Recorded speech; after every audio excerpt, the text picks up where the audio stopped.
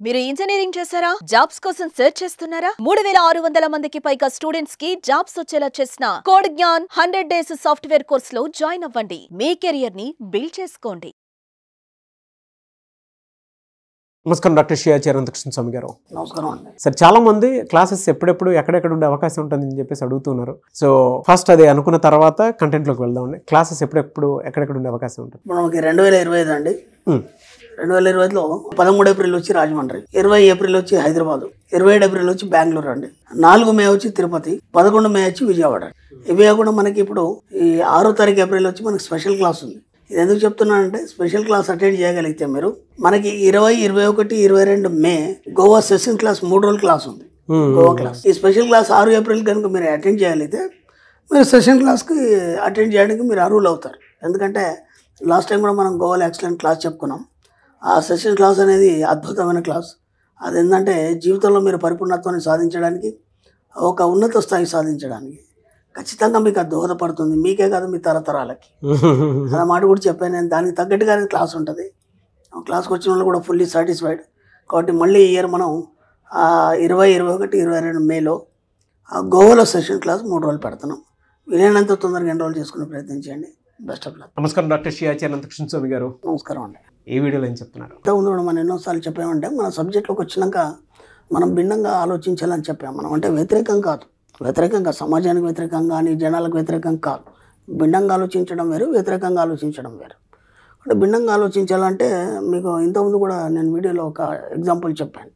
ఒక పెద్ద ఫ్యాక్టరీ ఉంది, ఒక మంచి వ్యాన్ తయారు చేయమన్నాడు ఓనరు, అది బయటికి రావట్లేదని నేను ఒక ఎక్సలెంట్ ఎగ్జాంపుల్ చెప్పాను. ఎందుకంటే అంతమంది ఇంజనీర్లకు రాని ఆలోచన అక్కడ ఉన్న ఒక వాచ్మెన్కి రావడం వల్ల అది బయటకు వచ్చింది. ఎలా వచ్చిందని చెప్పాను. ఈ వీడియోలో కూడా ఒక భిన్నమైన ఆలోచన మనం లైవ్గా చూసినటువంటి the slum dog billionaire cinema మనం అందరం దాదాపు చూస్తున్నాం.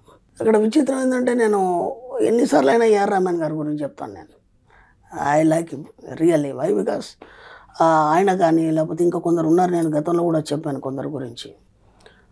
వాళ్ళు ఏంటంటే ఈ ఆధునిక యుగంలో ఉన్నటువంటి ఒక ఋషులు వాళ్ళు. నిజంగా చెప్తున్నా. అంటే తన యొక్క సాధనలో అతడు ఋషిత్వాన్ని పొందినప్పుడే అంత అద్భుతమైనటువంటి సంగీతం బయటకు వస్తుంది. ఎవరైనా సరే తన సబ్జెక్ట్లో అంత అద్భుతంగా అతను రాణించాడు అనడానికి కారణం ఏంటంటే, తనలో ఉన్న ఋషిత్వం బయటకు వస్తుంది. ఎప్పుడు వస్తుందంటే, అతను దాంట్లో మథనం చెందాలి, దాన్ని నిరంతరం ఆలోచించాలి, దాని నుంచి ఎంతో సబ్జెక్టు బయటకు తీయాలి అన్నప్పుడు తన జీవితాన్ని త్యాగం చేస్తాడు. అర్థమైందా? ఇప్పుడు స్లమ్ డాగ్ బిలియనర్ మీరు చూడండి, ఒకసారి గమనించండి. అసలు మూవీ కనుక మీరు ఒంటరిగా ఉన్నప్పుడు చూడండి, అది పెద్ద మ్యూజిక్ ఏమి అనిపించదు దానికి. అవును. ఓకే. ఫస్ట్ టైం రోజా మ్యూజిక్ చేశాడు అబ్బాయి. చిన్నపిల్లాడు చాలా కష్టపడి హార్డ్ వర్క్ చేసి పైకి వచ్చాడు. చిన్నప్పుడే తండ్రి చనిపడి ఇవన్నీ. ఇప్పుడు వరకు కాంట్రవర్సీ లేదు. జస్ట్ రీసెంట్లీ వాళ్ళ డైవర్స్ విషయంలో కూడా ట్విట్టర్లో డైరెక్ట్ పెట్టేశాడు కదా, మేము ఇన్ని సంవత్సరాల తర్వాత డైవర్స్ తీసుకోవాలని అనుకున్నాము, లైఫ్ బోర్ అయిపోయిందని చెప్పింది వాళ్ళ ఆవిడ సింపుల్గా. ఓకే. అందుకంటే కాంట్రవర్సీ చేయొద్దని చెప్పేశారు. మేమే అనుకున్నాం, ఇంకా మీరు ఎవరు కూడా కాంట్రవర్సీ చేయొద్దని. అంత తప్ప ఆయన జీవితంలో ఇంకా ఎలాంటి ఎక్కడ కూడా ఆర్భాటాలు కానీ కాంట్రవర్సీలు కానీ ఏమీ లేవు. ఎందుకంటే ఒక మేధావి సమాజం గురించి ఆలోచించాడు, దేని గురించి ఆలోచించాడు, తన పని తాను చేసుకుంటూ పోవడంలో సమాజానికి ఎంతో నేర్పిస్తాడు. నేర్పాలని నేర్పడం, ఇది బాగా గుర్తుంచుకోండి. తన పని తాను చేసుకొని పోవడంలో సమాజానికి ఎంతో నేర్పిస్తాడు. అంటే అతని యొక్క పనితనంలోనే మనం ఎంతో నేర్చుకోవడం అనేది జరుగుతుంది. ఈ విషయానికి వస్తే, ఇప్పుడు ఏదైతే స్లమ్ డాగ్ బిలియనర్ ఉందో అది పెద్ద మ్యూజిక్ అనిపించదు మనకు. ఇప్పుడు స్టార్టింగ్లో రోజాకి మ్యూజిక్ చేశాడు ఆయన. రోజా మ్యూజిక్ చేసేప్పుడు మీరు ఒక్కసారి గమనించండి, సాంగ్ ఉంటుంది మనకి రోజా చిన్ని చిన్ని ఆశ సాంగ్ ఎంత బాగుంటుంది. మీరు ఒంటరిగా ఉన్నప్పుడు ఆ సాంగ్ని వినండి ఒకసారి. ఉంటే ఎక్కడి నుంచో లోతుల్లోంచి ఆ శబ్దం వచ్చిన ఫీలింగ్ అనిపిస్తుంది మనకి. అంటే అప్పటిదాకా ఉన్న ట్రెండ్ వేరు. ఇప్పుడు ఇళయరాజా వీళ్ళంతా ఉన్నటువంటి ట్రెండ్ ఏదైతుందో ఆ ట్రెండ్ వేరు. ఇక్కడికి వచ్చేసరికంటే ఇదేదో కొత్తగా వింటున్నాం ఎక్కడి నుంచో. అది ఎలా బయట ఎక్కడో లోతుల నుంచి వచ్చినట్టు అనిపించదు, మన హృదయంలోంచి, మన లోపల నుంచి, నాభిలోంచి పీకినట్టు అనిపిస్తుంది అది. ఆ మ్యూజిక్ కానీ ఆ సౌండ్ కానీ మీరు ఒంటరిగా ఉన్నప్పుడు, సైలెంట్గా ఉన్నప్పుడు ఆ మ్యూజిక్ ఏదైతే చిన్ని చిన్ని ఆశ ఆ సాంగ్ అది ఎలా తన మ్యూజిక్ కంపోజ్ చేశాడు అనేది కొన్ని రోజుల వరకు ఎవరికి అంతపట్టలేదు. అది పక్కన పెడితే చివరికి వస్తే స్లమ్ డాగ్ బిర్యానీకి వచ్చేసంటే మనకు అనిపిస్తే ఇది అసలు మ్యూజిక్ అయినా, దీనికి ఆస్కార్ అవార్డు ఎందుకు ఇచ్చాడు అనిపిస్తుంది. అది ఎలా ఉంటుందంటే సినిమా మూవీ మొత్తం చూడండి మీరు, మినీ థియేటర్లో కానీ లేకపోతే థియేటర్లో కానీ లేకపోతే మీ స్క్రీన్ మీద ఏది ఉంటుందో చూడండి. పెద్ద మ్యూజిక్ ఏం కాదు, అది క్లారిటీ కూడా లేదు దాంట్లో, కానీ అదొక రకమైనటువంటి ఒక డబ్బా సౌండ్ లాగా వినిపిస్తుంది మనకి. అంటే ఇప్పటి వరకు విన్నటువంటి మన మ్యూజిక్ సిస్టమ్ వేరు, ఈ మ్యూజిక్లో ఒక కొత్తదనాన్ని అంటే భిన్నంగా తీసుకొచ్చాడు అబ్బాయి.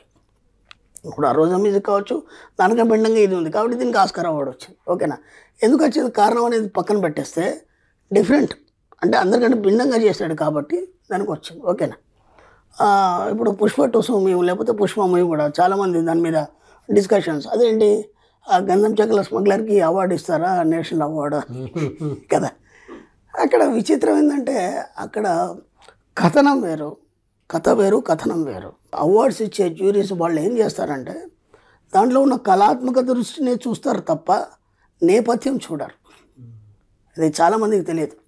అప్పుడు కళాకారులు అన్నప్పుడు ఏం చూస్తారంటే కథ, కథనం, దాంట్లో అసలు ఏం చూపించాడు, ఆ టాలెంట్ ఏంటి, అది ఒక కథనంలో ఎక్కడెక్కడ ఆ మార్క్ ఏంటి, అవన్నీ గమనించి దాన్ని ఇప్పుడు కేవలం మనం ఇక్కడ కూర్చొని డిస్కస్ చేసుకున్నంత మాత్రాన కాదు. ఎందుకంటే మనకంటే గొప్ప గొప్ప మేధావులు కూర్చుని దాన్ని డిస్కస్ చేస్తారు.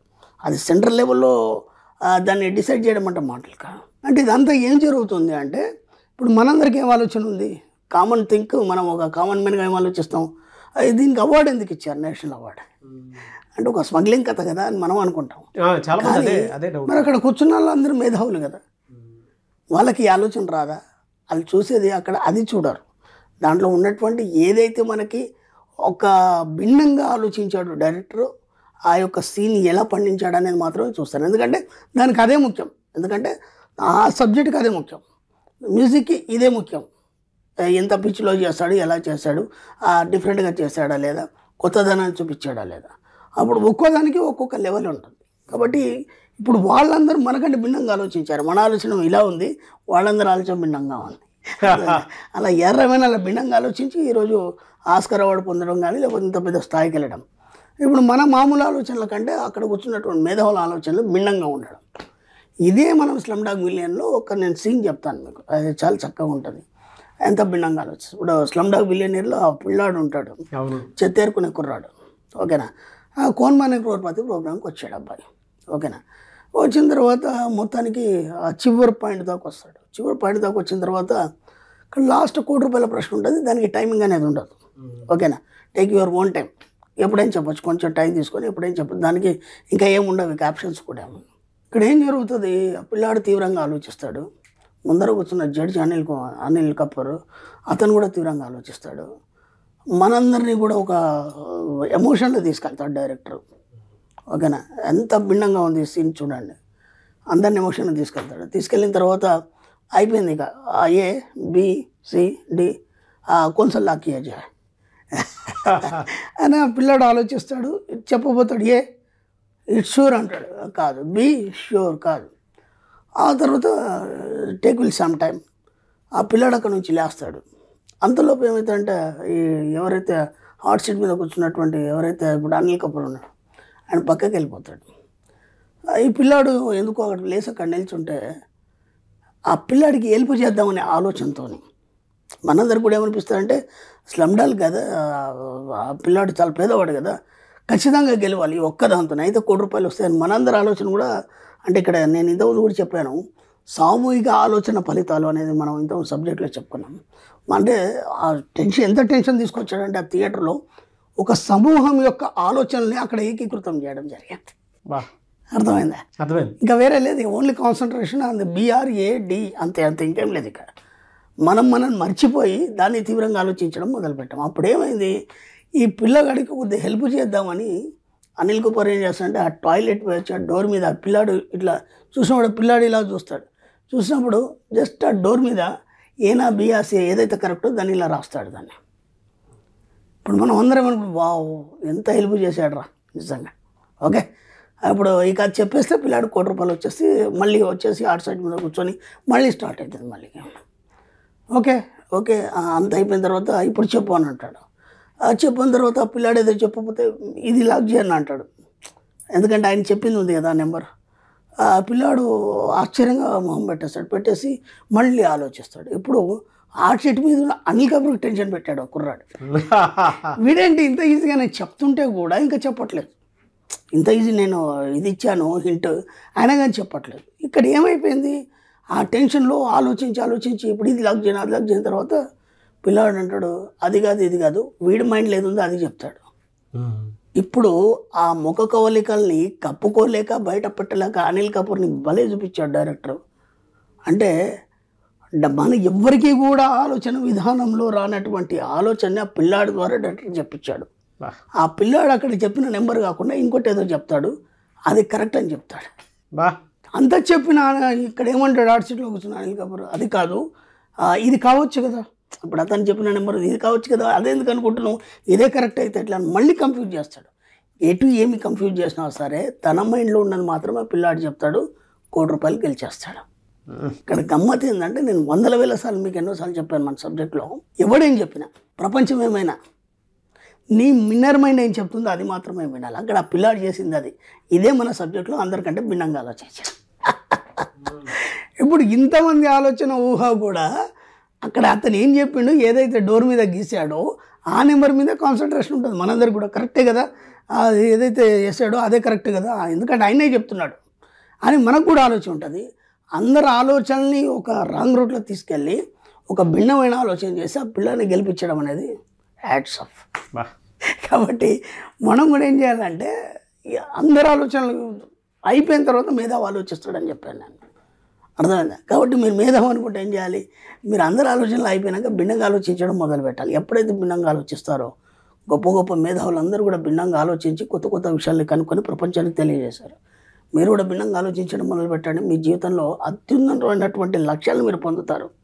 అనుకున్నంత డబ్బు సంపద ఐశ్వర్యాన్ని కూడా మీరు పొందడం అనేది జరుగుతుంది. వీలైనంత భిన్నంగా ఆలోచించండి, మీ యొక్క లైఫ్ స్టైల్ని ఒక రకంగా మార్చుకోండి, అందరికీ భిన్నంగా ఉండేట్టు చూడండి. Yes, really fantastic and thank you so much doctor Shri Chiranthakrishna గారు. సుమన్ టీవీలో మీ పర్సనల్ అండ్ బిజినెస్ ప్రమోషన్స్ కోసం కింది నెంబర్కి కాంటాక్ట్ చేయండి.